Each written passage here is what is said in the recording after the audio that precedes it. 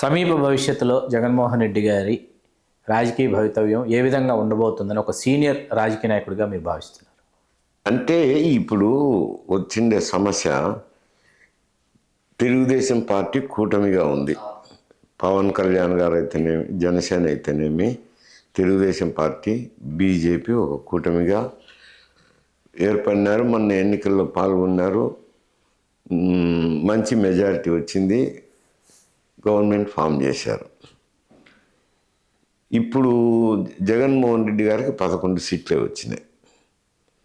గతంలో ఎన్నికల్లో అయితే కనుక జగన్మోహన్ రెడ్డి గారికి మెజారిటీ వచ్చింది, 150 సీట్లు వచ్చినాయి.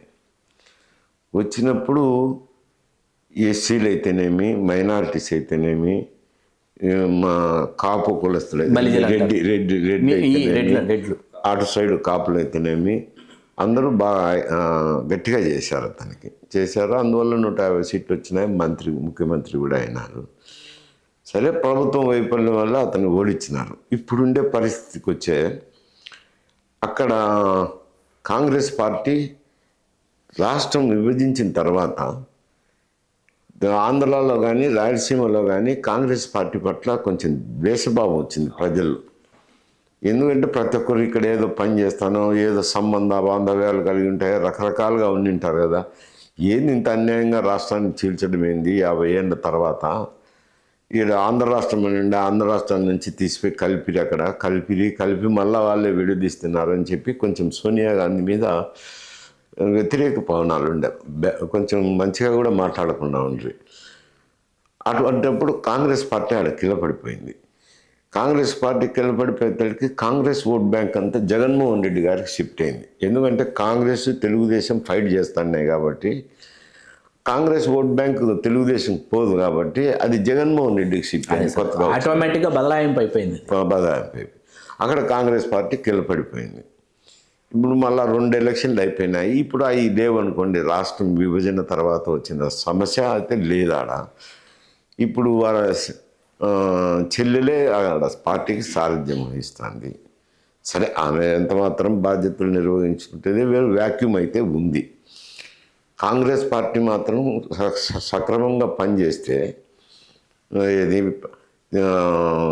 రాష్ట్రంలో కమిటీ వేసుకోవడం అయితేనేమి, జిల్లాల్లో కమిటీలు వేసుకోవడము, నాయకుల కలయిక జరగాలి. సంస్థాగతంగా నిర్మాణం చేసుకొని పార్టీ తరఫున తిరిగితే మాత్రం కొంచెం జగన్మోహన్ రెడ్డి గారికి ఇబ్బంది ఉంది. ఎందుకు అని అంటే ఆ ఓట్ బ్యాంక్ షిఫ్ట్ అయ్యే ప్రమాదం ఉంది. మైనారిటీ కానీ ఎస్సీల వర్గాలు కానీ అన్నీ కాంగ్రెస్ షిఫ్ట్ అవుతాయి. ఎందుకంటే దేశమంతా అదే ట్రెండ్ కనపడుతుంది కదా. మైనారిటీస్ కాంగ్రెస్ వైపు మొగ్గినారు దేశమంతా. ఇప్పుడు కనపడుతుంది కదా ఇతర రాష్ట్రం.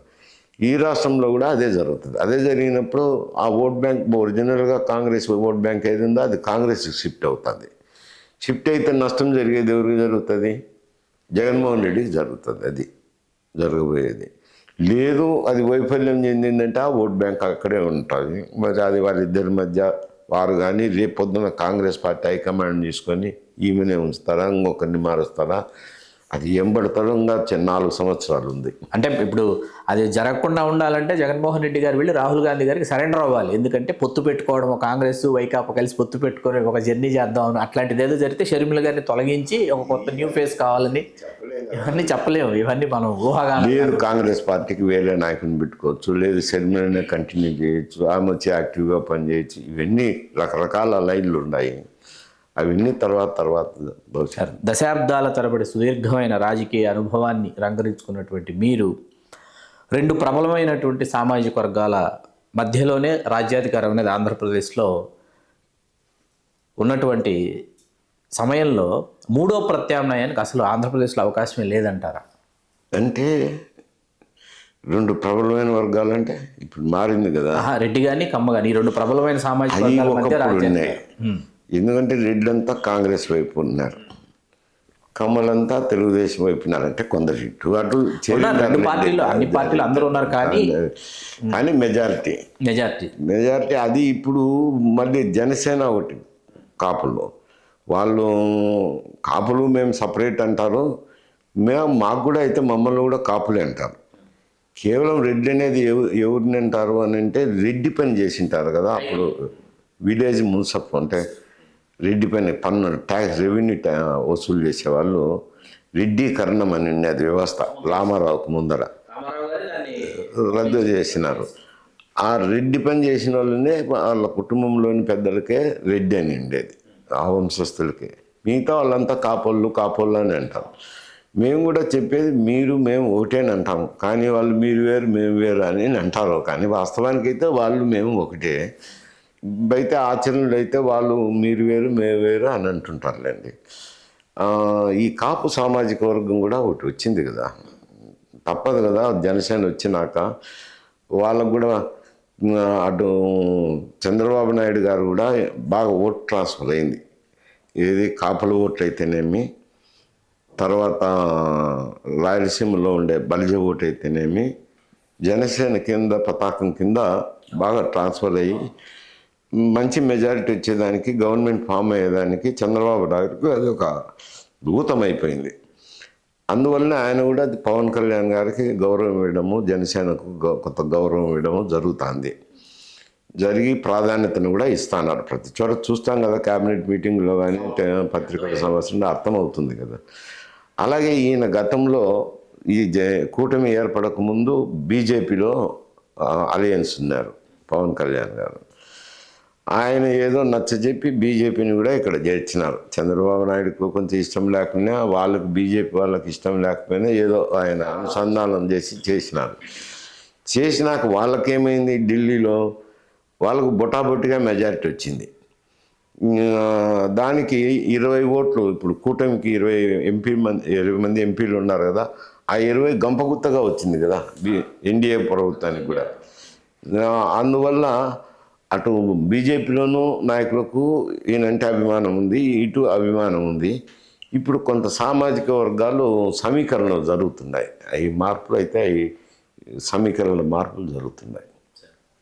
అసలు నాయకత్వ లక్షణాలు, ఎటువంటి నాయకత్వ లక్షణాలు ఉన్నవాళ్ళు రాజకీయాల్లో రాణిస్తారని మీరు అనుకుంటున్నారు?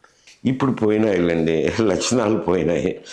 ఎందుకంటే గతంలో రాజకీయ నాయకులు నైతిక విలువలు, ఉందాతనము, ప్రజలంటే ఇవి రకరకాలు ఉన్నాయి, సేవా కార్యక్రమాలు చేయడము ఇవన్నీ ఉన్నాయి.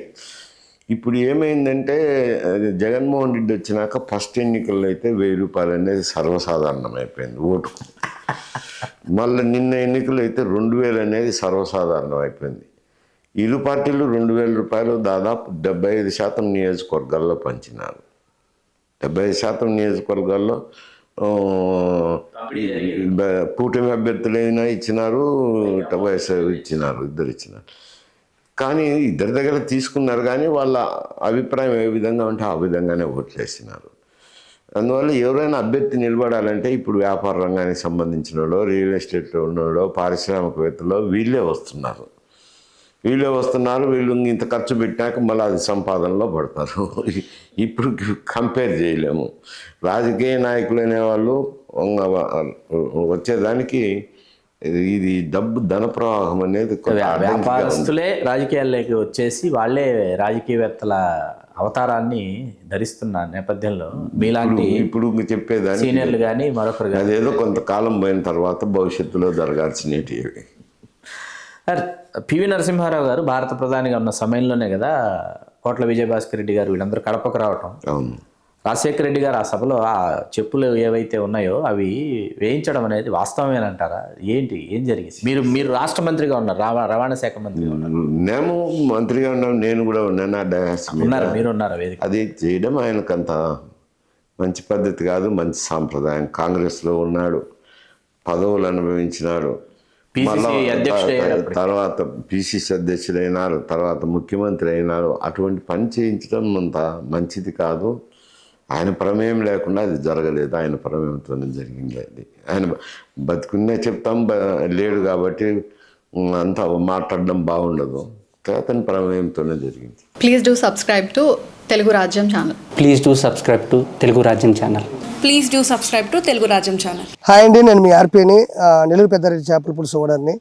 మీరు తెలుగు రాజ్యం అనే ఈ యూట్యూబ్ ఛానల్ సబ్స్క్రైబ్ చేసుకుని మంచి మంచి వీడియోలతో వస్తారు. Thank you so much. Hi people, I'm Sonakshi Verma and you please watch Telugu Rajam and please subscribe to the channel.